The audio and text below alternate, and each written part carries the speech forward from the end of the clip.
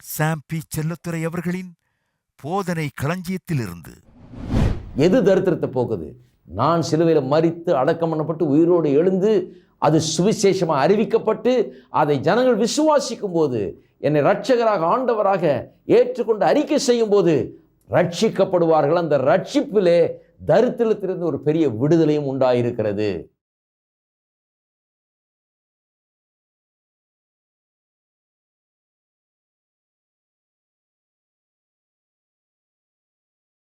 மறுபடியுமாக தேவனுடைய வார்த்தை உங்களோடு பகிர்ந்து கொள்வதிலே பெருமகிழ்ச்சி அடைகிறேன். கடந்த பல வாரங்களாக இந்த நிகழ்ச்சியிலே பொருளாதார செழிப்பை குறித்து வேத வசனம் கூறும் காரியங்களை எடுத்து போதித்து வருகிறேன். குறிப்பாக பொருளாதார செழிப்பு நம்மை குறித்த தேவனுடைய சித்தமாகவும் விருப்பமாகவும் இருக்கிறது என்பதை குறித்து நாம் பார்த்து வருகிறோம். சென்ற வாரம் சுவிசேஷத்திலே பொருளாதார செழிப்பு அடங்கி இருக்கிறது. சுவிசேஷம் என்றால் நற்செய்தி. இயேசு கிறிஸ்துவின் மூலமாய் தேவன் இந்த பூமியிலே மனுஷருக்கு ஏற்படுத்தி இருக்கிற மீட்பை குறித்த செய்தி. அந்த செய்தியிலே எப்படி பொருளாதார செழிப்பும் அடங்கி இருக்கிறது என்பதை குறித்து நான் எடுத்து சொன்னேன். ப்ராஸ்பரிட்டி காஸ்பல் இல்லை, prosperity is in the gospel. சுவிசேஷத்துக்குள்ள செழிப்பும் ஒரு பங்காக, ஒரு பகுதியாக இருக்கிறது என்பது நிச்சயம். அது வேதவசனத்தின் போதனை. இன்றைக்கு அதற்கு மேலாக சென்று எப்படி ரட்சிப்பிலே பொருளாதார செழிப்பும் அடங்கி இருக்கிறது என்பதை எடுத்து காண்பிக்க போகிறேன். ரட்சிப்பிலே பொருளாதார செழிப்பு அடங்கி இருக்கிறது. ரட்சிக்கப்பட்டோம் என்று சொல்லுகிறோம் கிறிஸ்தவ விசுவாசிகள். ரட்சிக்கப்பட்டவர்கள் அல்லது ரட்சிக்கப்பட்டோம் என்று சொல்லுகிறோம். ரட்சிக்கப்பட்டோம்னா எந்த அர்த்தத்தில் சொல்கிறீங்க? அநேகரை கேட்டீர்கள் என்றால் இன்றைக்கு முக்கால்வாசி கிறிஸ்தவர்கள் அல்லது அதற்கு மேற்பட்டவர்கள் ரட்சிப்பு என்றால் என்ன அர்த்தத்தோடு சொல்கிறாங்க? ஏதோ பாவம் மன்னிக்கப்பட்டுச்சுங்க, இந்த பாவத்தெல்லாம் கடவுள் மன்னிச்சிட்டார், சுத்திகரித்து கழுவிட்டார், நான் செத்தா மோட்சம் போய் சேருவேன்ற நம்பிக்கை எனக்கு இருக்குது அப்படிங்கிறாங்க. இதுதான் ரட்சிப்பு என்று அநேகர் நினைத்து கொண்டிருக்கிறார்கள். அது தவறுன்னு நான் சொல்லலை, ஆனால் அது போதாது. அது ரட்சிப்பின் ஒரு சிறிய பகுதி தான், ரொம்ப சிறிய பகுதி. மீதி அவ்வளவு பெரிய பகுதியை மிஸ் பண்ணிடுறீங்களேன்னு தான் சொல்கிறேன். ஆகவே தான் சுட்டி காண்பிக்க விரும்புகிறேன். ரட்சிப்பு என்கிற வார்த்தையிலேயே, அதை வார்த்தை ஆராய்ஞ்சாலே போதும் அதில் எவ்வளோ அடங்கி இருக்கிறது என்று இங்கே விளங்குகிறது. ரட்சிப்பு என்பது மிகவும் அற்புதமானது. தேவன் ஏற்படுத்தின ரட்சிப்பு வெறும் பாவம் மன்னிப்பை கொடுத்து நம்ம செத்த ஒன்று மோட்சத்தில் நமக்கு ஒரு இடத்த கொடுக்கறது இல்லை. ரட்சிப்பு என்கிறது மனுஷனையே மாற்றக்கூடிய தேவ வல்லமை. தேவன் தம்முடைய வல்லமை உபயோகப்படுத்தி பிசாசின் பிடியிலிருந்து, பாவத்தின் பிடியிலிருந்து நம்மை மீட்டுக் கொள்கிறார், ரட்சிக்கிறார். இதற்கு தன்னுடைய சொந்த குமாரனையே கொடுக்க வேண்டியதாக போய்விட்டது. அவர் மரிக்க வேண்டியதாகிவிட்டது. அவர் ரத்தம் சிந்த வேண்டியதாகி விட்டது. நம்முடைய பாவத்தையும், நம்முடைய சாபத்தையும், நம்முடைய நோய்களையும், நம்முடைய தரித்திரத்தையும் அவர் சுமக்க வேண்டியதாகிட்டது. இவ்வளவு பெரிய வேலையில், இவ்வளவு பெரிய மீட்பின் கிரியில் வெறும் பாவம் மன்னிப்பும் செத்த பிறகு மோட்சம் தான் அடங்கியிருக்குன்னு நினைக்கிறீங்களா? நான் நினைக்கிறேன், அப்படி நினச்சிங்கன்னா ஒரு பெரிய ஆசீர்வாதத்தை இழந்துடுறீங்க. ரொம்ப முக்கியம் அருமையானவர்களே, ரட்சிப்பில் என்ன அடங்கியிருக்கிறது என்பதை பார்க்க வேண்டும். இந்த ரட்சிப்பு என்கிற வார்த்தையை நாம் எடுத்துக்கொள்வோம். அந்த வார்த்தையை நாம் வாசிக்கிறோம். ரோமருக்கு எழுதின நிருபம் 10ஆம் அதிகாரம் 9ஆம் வசனத்திலே அப்போஸ்தலனாகிய பவுல் ஒரு மனுஷன் எப்படி ரட்சிக்கப்பட முடியும் என்பதை அங்கே சொல்லுகிறார். எப்படி ரட்சிக்கப்பட முடியும் என்ற கேள்விக்கு பதில் என்னவென்றால், கர்த்தராகிய இயேசுவை நீ உன் வாயினாலே அறிக்கையிட்டு தேவன் அவரை மரித்தோரிலிருந்து எழுப்பினார் என்று உன் இருதயத்திலே விசுவாசித்தால் ரட்சிக்கப்படுவாய் என்று சொல்கிறார். வாயில் அறிக்கையிட்டு இருதயத்தில் விசுவாசி, அல்லது இருதயத்தில் விசுவாசித்து வாயில் அறிக்கையிடு, அப்பொழுது நீ ரட்சிக்கப்படுவாய் என்று சொல்கிறார். அந்த ரட்சிக்கப்படுவாய் என்கிற வார்த்தை கிரேக்கு மொழியிலிருந்து மொழிபெயர்க்கப்பட்டிருக்கிறது. கிரேக்கு மொழியிலே சோசோ என்கிற வார்த்தையை தான் ரட்சிக்கப்படுவாய் என்று மொழிபெயர்த்திருக்கிறார்கள். சோசோன்னா அது ஆங்கிலத்தில் எழுதணும்னா SOZOன்னு எழுதணும். நம்ம சோசோ, சோசோ இல்லை, SOSO இல்லை, சோசோ. சோசோ என்கிற வார்த்தை ஒரு அற்புதமான ஒரு வார்த்தை பாருங்கள். ஏனென்றால் இந்த சோசோ என்ற வார்த்தையில் என்ன அடங்கி இருக்குதுன்னு பார்ப்போம். ரட்சிக்கப்படுவாய்ன்னு ரொம்ப சிம்பிளாக இங்கே 9ஆம் வசனத்தில் மொழிபெயர்த்துட்டாங்க தமிழில், ரட்சிக்கப்படுவாய் அப்படின்னு. விசுவாசி வாயில் அறிக்கை செய்ய இயேசுவை ரட்சிக்கப்படுவாய். ரட்சிக்கப்படுவான்னா என்ன நடக்குது அங்கே? உண்மையாகவே என்ன நடக்குது? அந்த ரட்சிப்பில் என்ன அடங்கி இருக்கிறது? ஸ்ட்ராங்ஸ் கன்கார்டன்ஸ் என்கிற ஒரு அற்புதமான புஸ்தகம் இந்த வேத வாசனத்தின் அல்லது ஆங்கில வேதாகமத்தின் ஒவ்வொரு வார்த்தையும் எடுத்து, அந்த ஒவ்வொரு வார்த்தையும் மூல பாஷையில் எந்த வார்த்தையிலிருந்து மொழிபெயர்க்கப்பட்டிருக்கிறது என்பதை பார்த்து எந்த அர்த்தமெல்லாம் அதில் அடங்கி இருக்கிறது என்பதை நமக்கு சொல்லுகிறது. அதில் பார்த்தீர்கள் என்றால் அங்கே இந்த சோசோ என்கிற வார்த்தையில் என்ன அடங்கி இருக்கிறது என்று சொல்லப்பட்டிருக்கிறது. என்ன அடங்கி இருக்கிறதாம்? Heal, preserve, save, do well, be whole. தமிழில் சொல்கிறேன். ஹீல் என்று சொன்னால் சுகம். சுகத்துக்கு ரட்சிப்பு என்ன சம்பந்தம்னு நினைக்கிறோம் நம்ம. அநேகர் நினைக்கிறாங்க ரட்சிப்புன்னா வெறும் பாவ மன்னிப்பு, இதில் சுகம் கூட அடங்கி இருக்குதா? சுகத்தையும் இதில் அடக்கி உள்ளது அந்த வார்த்தை என்று அங்கே சொல்லப்பட்டிருக்கிறது. சுகம் எல்லா விதத்திலும், சரீரத்திலும், ஆவியிலும், ஆத்மாவிலும், எல்லா விதத்திலும் சுகம். சுகம்.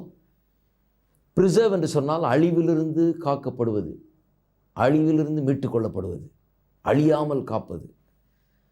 சேவ் என்று சொன்னால் ரட்சிப்பு. டூ வெல், இதுதான் நான் நினைக்கிறேன் ப்ராஸ்பெரிட்டின்னு. டூ வெல்னு சொன்னால் நன்றாக இருப்பது. பி ஹோல், பி ஹோல்னா பூரணப்படுவது, குறைகள்லாம் நீங்கி பூரணப்படுவது. அப்போ பாருங்கள், இது நல்லா ஆராய்ஞ்சு பார்த்தீங்கன்னா எல்லாமே அடங்கி இருக்கிறது. மனுஷனுடைய ஆவி, ஆத்மா, சரீரம், பொருளாதாரம் எல்லாவற்றையுமே தேவன் ஏற்படுத்தி இருக்கிற அந்த ரட்சிப்பு பாதிக்கிறது. எல்லா ரீதியிலும் நமக்குள்ள ஒரு பெரிய மாற்றத்தை கொண்டு வருகிறது. ரட்சிப்பு என்றால் எல்லாம் அதில் அடங்கி இருக்கிறது. பாவம் மனுஷனுக்குள்ள எல்லாத்தையும் கொண்டு வந்து விட்டது. வியாதி, நோய், தரித்திரம், சாபம், மரணம் எல்லாத்தையும் கொண்டு வந்து விட்டது. ரட்சிப்பு எல்லாத்தையும் மனுஷனுக்கு திரும்பி கொடுக்கிறது. ஆகவே தான் ரட்சிப்பில் அவ்வளோ அர்த்தங்கள் அடங்கி இருக்கிறது. C.I. ஸ்கோஃபீல்டு என்கிற ஒரு பெரிய பிரசங்கியார் ஒரு வேத புஸ்தகத்தை வெளியிட்டிருக்கிறார். அவர் என்ன பண்ணியிருக்கார், வேத வசனங்களுக்கு கீழே அவருடைய குறிப்புகள் சிலவற்றை எழுதியிருக்கிறார். சில குறிப்புகள்லாம் ரொம்ப அற்புதமாக இருக்குது. அவர் இந்த சோசோங்கிற வார்த்தையை பற்றி எழுதும்போது சொல்லுகிறார், the Hebrew and Greek word for salvation imply the ideas of deliverance, safety, preservation, healing and soundness. தமிழில் சொல்கிறேன். இந்த ரட்சிப்பு என்கிற வார்த்தை எபிரேய மொழியிலும் கிரேக்க மொழியிலும் உள்ள வார்த்தைகளிலிருந்து வருகிறது, மொழிபெயர்க்கப்பட்டிருக்கிறது. அதில் எதெல்லாம் அடங்கி இருக்கிறது என்று சொன்னால் டெலிவரன்ஸ், அதாவது விடுதலை, சேஃப்டி, பாதுகாப்பு, ப்ரிசர்வேஷன், அழிவிலிருந்து காக்கப்படுவது, ஹீலிங், சுகம், ஆவி, ஆத்மா, சரீரம் எல்லா விதத்திலையும் சுகம், சவுண்ட்னஸ். இந்த சவுண்ட்னஸ் என்கிறது ரொம்ப இன்ட்ரெஸ்டிங் வார்த்தை, ரொம்ப ஜென்ரல் வேர்டு, அதாவது ஒரு பொதுவான ஒரு வார்த்தை. சவுண்ட்னஸ்னால் சவுண்ட் ஹெல்த்ன்றோம், அப்படின்னா என்ன அர்த்தம்? நல்ல சுகம். சவுண்டு ஃபைனான்ஷியல் கண்டிஷன்றோம், அப்போ என்ன அர்த்தம்? நல்ல ஒரு பொருளாதார நிலைன்ற. அப்போ சவுண்ட்னஸ் என்கிற வார்த்தை ரொம்ப பரவலாக எல்லாவற்றையும் குறிக்க விதத்தில் உபயோகப்படுத்தக்கூடிய ஒரு வார்த்தை. நான் நினைக்கிறேன் அதில் பொருளாதாரமும் அடங்கி இருக்கிறது என்று. இப்போ ஸ்கோஃபீல்டும் பாருங்கள் அதை தான் சொல்கிறாரு. இந்த ரட்சிப்பு என்கிற வார்த்தையில் எல்லாம் அடங்கி இருக்குது. ஆவிக்குரிய காரியங்கள், மனதுக்குரிய காரியங்கள், உணர்ச்சிகளுக்குள்ள காரியங்கள், சரீரத்துக்குரிய காரியங்கள், பொருளாதார காரியங்கள், சமுதாய வாழ்க்கைக்குரிய காரியங்கள், எல்லா நன்மைகளும். அதாவது ஒட்டுமொத்தமாக சொல்லப்போனால் சொல்லுகிறார்கள், it is an all inclusive word என்று ஆங்கிலத்தில் சொல்லுகிறார்கள். ஆல் இன்க்ளூசிவ்னு சொன்னால் எல்லாவற்றையும் உள்ளடக்கிய வார்த்தை. எல்லாவற்றையும்னா கடவுள் மனுஷனுக்கு கொடுக்க விரும்புகிற எல்லாவற்றையும், எல்லா நன்மையும் பரிபூர்ணமான ஈவும் பரத்தில் இருக்கிற பிதாவிடத்திலிருந்து இறங்கி வருகிறது என்று வேதவசனம் சொல்லுகிறது. பிதாவாகிய தேவனிடத்திலிருந்து மனுஷனுக்கு வரக்கூடிய சகலமும், அனைத்தும், எல்லா நன்மையும் பரிபூர்ணமான ஈவும் இந்த ரட்சிப்பு என்கிறது ஒரு வார்த்தையில் அடங்கி இருக்கிறது. எல்லாம் அந்த ரட்சிப்பின் மூலமாக தான் வருது. ரட்சிப்பு என்கிறது ஒரு பிரமாதமான ஒரு பேக்கேஜ். அந்த பேக்கேஜுக்குள்ள பல பொருள்கள் இருக்கிறது என்பதுதான் வேதவசனத்தின் போதனையாக இருக்கிறது. ஆகவே தான் பாருங்கள், உதாரணத்துக்கு எடுத்துக்கொள்வோம், சுகத்தையும் இதில் சேர்த்துருக்காங்க பாருங்கள். சிலர் சொல்கிறாங்க ரட்சிப்புனா பாவ மன்னிப்பு, மோட்சம், சுகம்லாம் அதில் எங்கே இருக்குது? கிடையாது. பாருங்கள், சுகமாக அதில் இருக்குன்றாங்க. வேத வசனத்தில் அதுக்கு ஆதாரம் இருக்குது. ஏன்னு சொன்னால் எத்தனையோ பேர் வந்து இயேசுவிடத்தில் சுகத்தை பெற்ற போது அவர் சொல்கிறாரு, உன் விசுவாசம் உன்னை ரட்சித்தது என்று சொல்கிறார். ரட்சித்ததுன்னா சுகம் கொடுத்தது, ஆனால் ரட்சித்தது என்ற விதத்தில் தான் அதை மொழிபெயர்த்திருக்கிறார்கள். பவுல் அப்போஸ்தலன் ஒரு இடத்துல பிரசங்கம் பண்ணிகிட்டு இருக்கிறாரு. பிறந்ததுலேருந்தே சப்பானியாக இருந்த ஒருத்தன் உட்கார்ந்து கேட்டுக்கொண்டிருக்கிறான். பவுல் அவனை பார்க்கும்போது ரட்சிப்புக்கேற்ற விசுவாசம் அவனுக்கு உண்டென்று கண்டு அவனை எழுந்து நில்லுனாரான், நடனாரான், அவன் குதித்து எழுந்தானாம். ரட்சிப்புக்கேற்ற விசுவாசம் உண்டென்று கண்டு. ரட்சிப்புக்கேற்ற விசுவாசம்னா சுகம் அடைவதற்கேற்ற விசுவாசம். ஆனால் அதை ரட்சிப்புன்னா இங்கே மொழிபெயர்த்திருக்கிறது. ஏனென்றால் அது சுகமும் இந்த ரட்சிப்பில் ஒரு பார்ட் அண்ட் பார்சலாக, அதில் ஒரு பங்காக ஒட்டி கொண்டிருக்கிறது. அது பிரிக்க முடியாது. சுகம் அழிவிலிருந்து காக்கப்படுவது, ஆவிக்குரிய காரியங்கள், ஆசீர்வாதங்கள், எல்லாமே அதில் அடங்கி இருக்கிறது. எல்லா ஆசீர்வாதங்களும் அதில் அடங்கி இருக்கிறது. இதில் குறிப்பாக ஸ்ட்ராங்ஸ் கன்கார்டன்ஸில் சொல்லப்பட்டிருக்கிற இந்த டூ வெல் என்கிற வார்த்தையை கவனிங்கள். டூ வெல் என்று சொன்னால் நன்றாக இருப்பது. எத்தனை முறை பாருங்கள் வேதம் சொல்லுது நன்றாக இருக்கும்படி. நீங்கள் உபாகமம் புஸ்தகத்தை வாசித்து பாருங்கள், திரும்ப திரும்ப திரும்ப கர்த்தர் சொல்கிறாரு, நீயும் உன் சந்ததியும் நன்றாக இருக்கும்படி.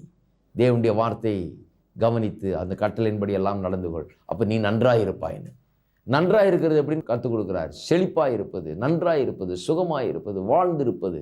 இதுதான் வேத வசனத்தின் போதனை. ஏனென்று சொன்னால் இதுதான் தேவனுடைய விருப்பம். இதற்காக தான் நம்மை தேவன் உண்டாக்கி இருக்கிறார் என்பதிலே சந்தேகமே கிடையாது. பிலிப்ஸ் என்கிறவர் வாலிபர்களுக்காக புதிய ஏற்பாட்டு மொழிபெயர்ப்பை ஏற்படுத்தினார் ஆங்கிலத்திலே. அவர் கல்லூரி மாணவர்கள் மத்தியிலே ஊழியம் செய்து வந்தார். அந்த கல்லூரி மாணவர்கள் பழைய ஆங்கிலத்தில் எழுதப்பட்ட வேதாகமத்தை வாசித்து அதை சரிவர புரிந்து கொள்ள முடியாத நிலையில் இருந்தபடினாலே புதிய ஏற்பாட்டை அவர் மாணவர்களுக்கு புரிந்து கொள்ளக்கூடிய அளவுக்கு மொழிபெயர்த்தார். அதிலே 2 கொரிந்தியர் 8:9 இப்படி மொழிபெயர்க்கிறார். 2 கொரிந்தியர் 8:9 தான் அவர் ஐஸ்வர்யம் உள்ளவராயிருந்தும் நாம் ஐஸ்வர்யவான்கள் ஆகும்படிக்கு நமக்காக தரித்திரரானார் என்று எழுதியிருக்குது இல்லையா? அதை எப்படி மொழிபெயர்க்கிறார்? அவர் எப்படி மொழிபெயர்க்கிறார் என்று சொன்னால், he made you rich the very day he became poor.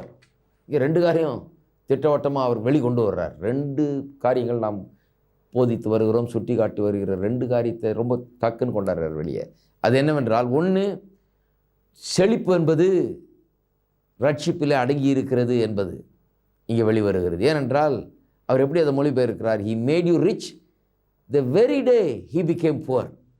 திட்டம் தெளிவாக சொல்கிறார். he made you rich the very day he became poor. அவர் என்னைக்கு ஏழையானாரோ அன்னைக்கே உன்னை அவர் ஐஸ்வர்யவான் ஆக்கிவிட்டார். அப்போ ரட்சிப்பின் வேலையிலே பொருளாதார செழிப்பும் அங்கே உண்டாயிருக்கிறது என்பதை அவர் சொல்கிறார். 2வது காரியம், he was made poor that dayன்னு சொல்லுகிறார். அதாவது அவர் பூலோகத்துக்கு வந்தப்போ ஏழை ஆகலை, அங்கே பரலோகத்தில் இருந்தப்போ ஏழை ஆகலை. இந்த கல்வாரி சிலுவையில் அந்த டே, அந்த நாளில் தான் அவர் ஏழையானார். தொங்கும் போது தான் அவர் ஏழையானார். தொங்கும் போது தான் நம்முடைய தரித்திரத்தை சுமந்தார் என்று சொல்கிறார். ஆக 2 காரியத்தை திட்டவட்டமாக சொல்கிறார். அதை ஏற்கனவே நாம் சொல்லி கொண்டு வருகிறோம். அது என்ன? அவர் அங்கே தொங்கும்போது, கல்வாரி சிலுவையில் தொங்கும்போது நம்முடைய சாபத்தையும் நம்முடைய தரித்திரத்தையும் சுமந்தார் என்று. 2வது, அதை சுமந்ததன் மூலமாக தான் மனுஷனுடைய தரித்திரத்துக்கு நிவாரணம் ஏற்பட்டிருக்கிறது. ஆகவே ரட்சிப்பிலே பொருளாதார செழிப்பும் அடங்கி இருக்கிறது என்பதை அவரும் வெளிக்கொண்டு வருகிறார். இதுதான் பழைய ஏற்பாட்டு பரிசுத்தவான்களின் சாட்சியும் கூட. பழைய ஏற்பாட்டு பரிசுத்தவான்களின் எல்லா சரித்திரத்தையும் வாசித்து பாருங்கள். ஆபிரகாமை எடுத்துக்கொள்ளுங்கள். உதாரணத்துக்கு ஆபிரகாம் எடுத்துக்கொண்டீர்கள் என்றால் ஆபிரகாமுடைய ஆசீர்வாதம்னு வேதம் சொல்லுது. என்ன ஆபிரகாமுடைய ஆசீர்வாதம்? வெறும் ஆவிக்குரிய ஆசீர்வாதமா? கிடையாது. ஆவிக்குரிய ஆசீர்வாதம் அதில் 1, தேவனுடைய நண்பனாக அவன் எண்ணப்பட்டான். 2வது சரீர பிரகாரமான ஆசீர்வாதம், சரீர குறைகள் போக்கி அவனுக்கு தேவன் பிள்ளையை கொடுத்தார். 3வது பொருளாதார ஆசீர்வாதம், அவனுக்கு ஏராளமான செல்வத்தை கொடுத்தார். வெள்ளியும் பொன்னும் ஆடு மாடுகளும் வேலைக்காரர்களும் அவனுக்கு உண்டாயிருந்தது. கர்த்தர் அதை செய்தார். எல்லா விரோதிகளிலிருந்து அவனை காத்து ஆபத்துக்கு நீங்களாக்கி அழிவுக்கு நீங்களாக்கி மீட்டு கொண்டு ஜெயத்தையும் வெற்றி அவனுக்கு கொடுத்தார். இப்படி ஆபிரகாமின் ஆசீர்வாதமான அநேக ஆசீர்வாதம். அதே மாதிரி தான் ஈசாக்கும், யாக்கோபு, யோசேப்பு, எல்லாரையும் இதே தான். அது பார்த்தீங்கன்னா 1 ஆஸ்பெக்ட் மட்டும் இல்லை, ஒரு பகுதி மட்டும் கிடையாது. வெறும் ஏதோ கடவுளை அறிந்திருந்தான், ஏதோ அவன் பாவம் மன்னிக்க, அப்படி கிடையாது. ஆபிரகாமை குறித்து வேதம் சொல்லும்போது அவன் நீதிமானா எண்ணப்பட்டான் என்று சொல்லப்பட்டிருக்கிறது. அதாவது ரட்சிப்புக்கு சமமாக சொல்லப்பட்டிருக்கிறது.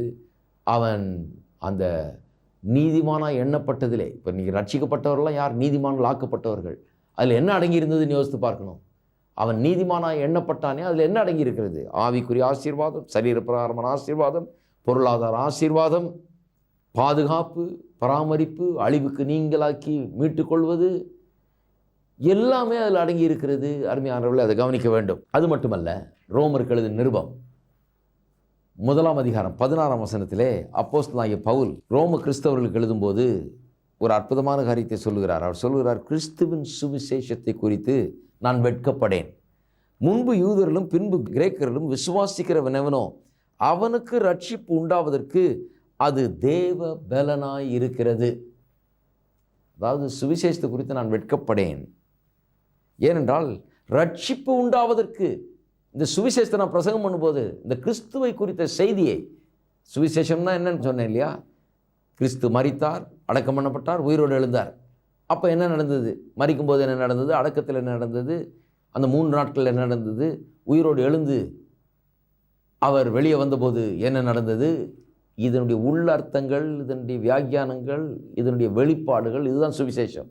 அதைத்தான் அவருடைய நிருபங்கள் எல்லாம் போதிக்கிறார். அப்போ இங்கே சொல்கிறாரு, சுவிசேஷத்தை குறித்து, இந்த காரியங்களை குறித்து, அதாவது கிறிஸ்துவின் மரணம் அதில் நடந்தது, அதில் அடக்கத்தில் நடந்தது, உயிர்த்தெழுதல் நடந்தது, இவைகளை குறித்து நான் வெட்கப்படேன். இதை போதிக்கிறது நான் வெட்கப்படவே மாட்டேன். ஏனென்றால் ரட்சிப்பு உண்டாவதற்கு அது தேவ பலனாக இருக்குது. இதை போதிக்கும் போது மனுஷனுக்கு ரட்சிப்பு உண்டாகிறது. இதை எந்த மனுஷனும் இந்த மனுக்குலத்துக்கு கொடுக்க முடியாது. இந்த சுவிசேஷம், கிறிஸ்துவை குறித்த இந்த நற்செய்தி மட்டும்தான் ரட்சிப்பை கொண்டு வர முடியும். ரட்சிக்கப்படுறதுன்னா தேசான காரியம் இல்லை, அது தேவன் மட்டும்தான் ஒரு மனுஷனை ரட்சிக்க முடியும். தேவன் கிறிஸ்துவின் மூலமாய் செய்த காரியம் மட்டும்தான் மனுஷனை ரட்சிக்க முடியும். ஆகவே இதை குறித்து வெட்கப்படேன் என்று சொல்லுகிறார். முக்கியமாக கவனிக்க வேண்டியது என்னென்னு சொன்னால், ரோமாபுரியில் வசிக்கிறவர்களுக்கு எழுதுகிறார். அங்கே வசிக்கிற கிறிஸ்தவர்கள் ஒரு வேளை அங்கே அந்த பெரிய பட்டணம், அன்றைக்குள்ள பட்டணங்கள்லேயே மிகச்சிறந்த பெரிய பட்டணம், அங்கே ரோம சாம்ராஜ்யத்தின் தலைநகராக அது இருந்தது. பெரியவர்கள் இருக்கிற இடம், பெரிய அதிகாரிகள் இருக்கிற இடம், பெரிய காரியங்கள் நடக்கிற இடம். அங்கே அப்பேற்பட்ட பட்டணத்தில் கிறிஸ்தவர்கள் ஒரு கூட்டத்தார் இருக்கிறார்கள். அங்கே கூடி ஆராய்த்து வருகிறார்கள். அவர்களை போய் பார்க்க வேண்டும் என்று சொல்லி ஆவலோடு எழுதுகிறார். அவர் சொல்கிறார், நாங்கள் வரப்போகிறேன், கிறிஸ்துவின் சுவிசேஷத்தை குறித்து நான் வெட்கப்படேன் என்று சொல்கிறார். அதில் ஏதோ ஒரு அர்த்தம் இருக்குதுன்னு நான் நினைக்கிறேன். ஏன் என்று சொன்னால், ரோமாபுரியில் இருக்கிறவர்களுக்கு சுவிசேஷத்தை குறித்து வெட்கப்படுவதற்கு சில காரணங்கள் இருக்கலாம். ஏனென்றால் அது ரொம்ப நவநாகரிகமான பட்டணம். அந்த காலத்தில் பெரிய பட்டணம், பெரிய அதிகாரிகள் இருக்கிற இடம், அரசாங்கத்தின் ஒரு பீடம் போல் இருக்குது அங்கே அந்த இடம். அப்பேற்பட்ட அவ்வளோ பெரிய இடத்துல அவ்வளோ பெரிய மகத்துவமான மனுஷர்கள் மத்தியில் வாழ்ந்து கொண்டிருக்கிறவர்கள் சுவிசேஷத்தை குறித்து எண்ணி பார்க்கும்போது இது ஏதோ ரொம்ப சாதாரண ஒரு காரியம் மாதிரி அவங்களுக்கு தோன்றலாம். ஏனென்றால் சுவிசேஷம்னா என்ன? இந்த ஏசியார், இவர் ஒரு கன்னியின் வயிற்றில் பிறந்தார். இதை சொன்ன உடனே 4 பேர் அதை சந்தேகப்பட ஆரம்பிக்கிறாங்க. எப்படியா கன்னி வயிற்றில் பிறக்க முடியும்? இதெல்லாம் நம்ப சொல்கிறீங்களா நீங்கள் அப்படின்றாங்க. அது எடுத்த உடனே பாருங்கள், இந்த சுவிசேஷத்தை பிரசங்கம் பண்ண ஆரம்பித்த உடனே நம்ப முடியாததாக இருக்குது. ஆகவே அநேகருடைய ஏளனத்துக்கும் அநேகருடைய நகைப்புக்கும் இவர்கள் ஆளாகலாம்.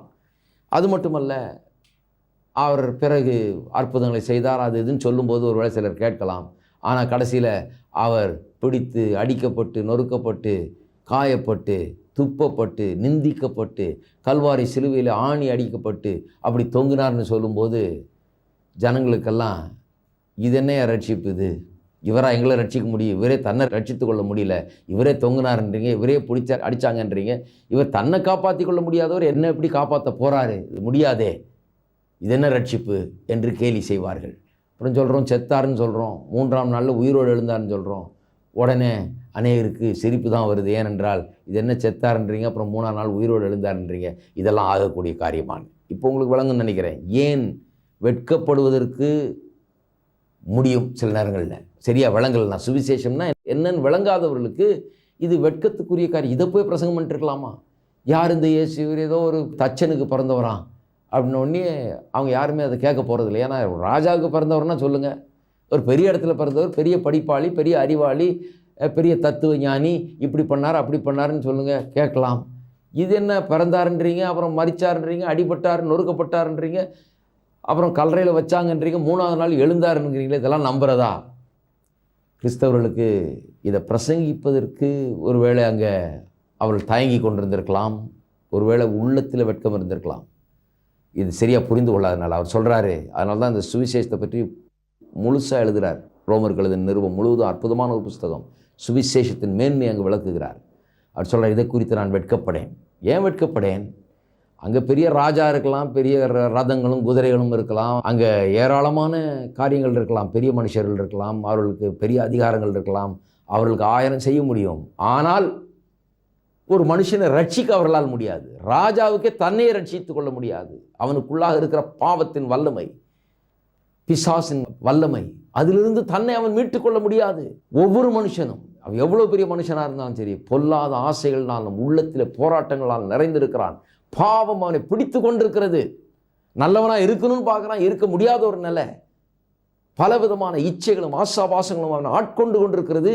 ஏதோ ஒரு வல்லமை அவனுக்கு மேலே பெரிய வல்லமையாக இருந்து கொண்டு ஆண்டு கொண்டிருக்கிறது என்பதை ஒவ்வொரு ராஜாவும் சொல்லுவான், உண்மை உள்ளவனாக இருந்தால்.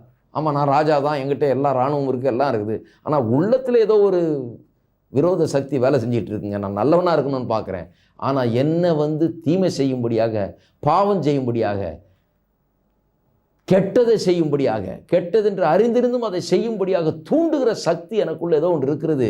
நான் இவ்வளவு வல்லமை எனக்கு இருந்தோம், இவ்வளோ அதிகாரம் இருந்தோம், இவ்வளவு பெரிய பலம் எனக்கு இருந்தோம், வெளியில் அந்த உள்ளே இருக்கிற சக்தி என்னால் ஒன்றும் பண்ண முடியல என்பதுதான் ஒவ்வொரு மனுஷனுடைய கூக்குரலும்.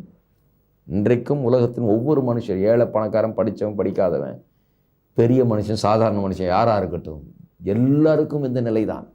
உள்ள ஒரு சக்தி வேலை செய்கிறது. ஒவ்வொரு மனுஷன் நெஞ்சில் கை வச்சு சொன்னால் சொல்லுவான், ஆமாம் எனக்குள்ளே ஏதோ ஒரு இது இருக்குது, நான் நல்லவனாக தான் இருக்கிறேன், பரவாயில்ல அப்படியே தள்ளிட்டு போகிறேன், இருந்தாலும் உள்ளே ஏராளமான எண்ணங்களும் காரியங்களும் வேலை செய்கிறது. ஏன் நான் இப்படி இருக்கிறேன் என்று எனக்கு விளங்கவில்லை, இந்த வல்லமையிலிருந்து சக்தியிலிருந்து என்னை விடுவிப்பவன் யார் என்று கதறி கொண்டிருக்கிறான் மனுஷன் உள்ளுக்குள்ளே. அவனுடைய பலவீனங்கள் அவனுக்கு புரிகிறது, அவனுடைய இயலாமை அவனுக்கு உள்ளே புரிகிறது. வெளியில் ஆள் ஜோராக இருக்கான், உள்ளே அவனுடைய இயலாமை ஒவ்வொரு மனுஷனுக்கும் புரிகிறது.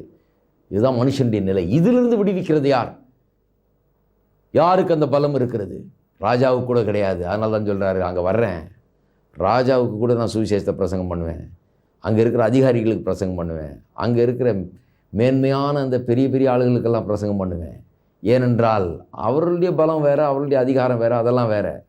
அதற்கும் அப்பாற்பட்ட ஒரு பலன் தான் இந்த சுவிசேஷத்தில் இருக்கிறது. அது ரட்சிப்பை உண்டாக்கக்கூடிய பலன் என்று சொல்லுகிறார். அப்போ ரட்சிப்புனா என்ன?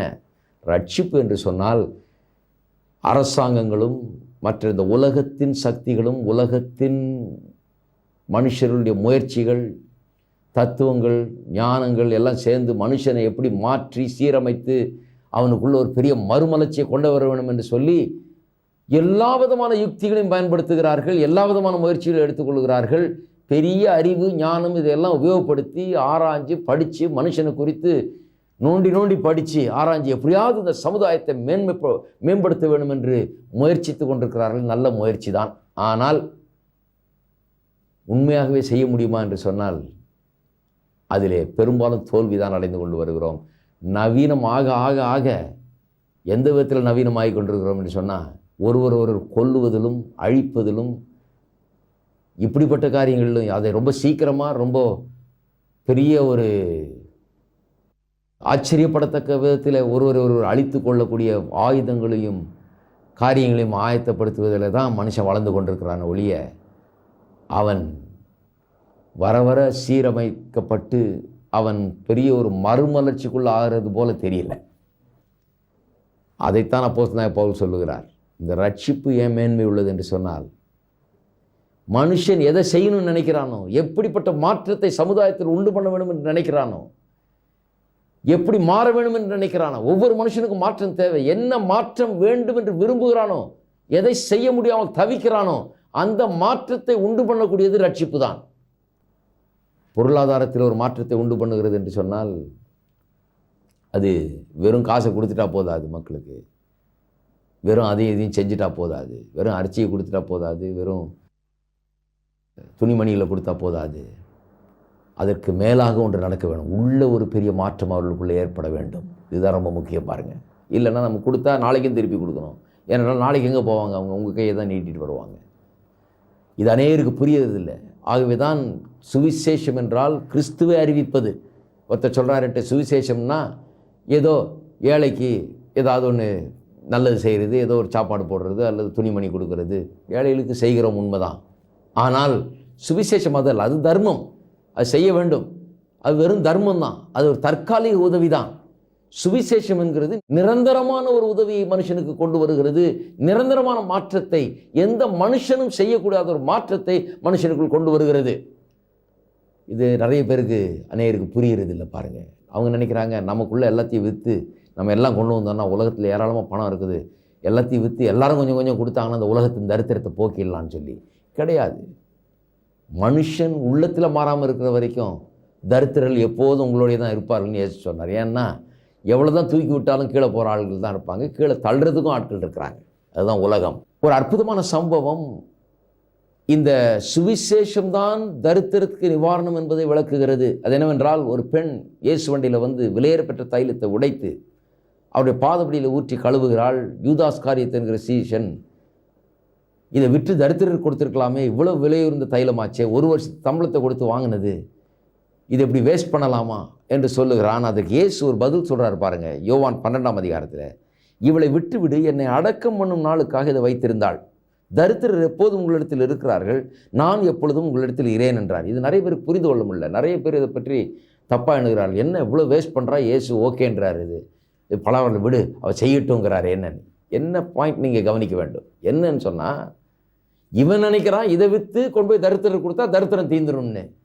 அவள் ஒன்றை கண்டுபிடித்து விட்டாள். தரித்திரம் தீர வேணும் என்றால் இவர் சிலுவையில் மரிக்க வேணும், இவர் அடக்கம் பண்ணப்பட வேணும், இவர் உயிரோடு எழும்ப வேணும், அப்போதான் மனுக்குலத்தின் தரித்திரம் தீரப்போகிறது என்பதை அவள் புரிந்து கொண்டு அதன் நிமித்தமாக தரித்திரத்தை போக்க வந்த இந்த அருமையான இரட்சகரை அவர் வணங்குகிறாள். அவருடைய பாதத்தில் அதை ஊற்றுகிறாள், அவரை வணங்குகிறாள், அவருடைய சிலுவை மரணத்தை எண்ணி பார்க்கிறாள். அதற்காக இதை கொண்டு வந்திருக்கிறாள், அதை மேன்மைப்படுத்துகிறாள். எல்லா மனுஷனுடைய காசையும் ஒன்றா போட்டால் எல்லா தரித்திரமும் தீந்துருங்கிறது மேன்மைப்படுத்தலை. சிலுவை மரணம் தான் மனுக்குலத்தின் தரித்திரத்தை போக்கக்கூடிய ஒரே நிவாரணம் என்பதை அறிந்து அதை அவள் மேன்மைப்படுத்துகிறார். அதனால தான் இயேசுன்னு சொல்றார், பரவாயில்ல விடு, அது செய்கிறாவ. ஏன்னா இது ஒன்றும் தரித்திரத்தை போக்க போகிறதில்ல. தரித்திரர் எப்போதும் உங்களிடத்தில் இருப்பார்கள். எது தரித்திரத்தை போக்குது?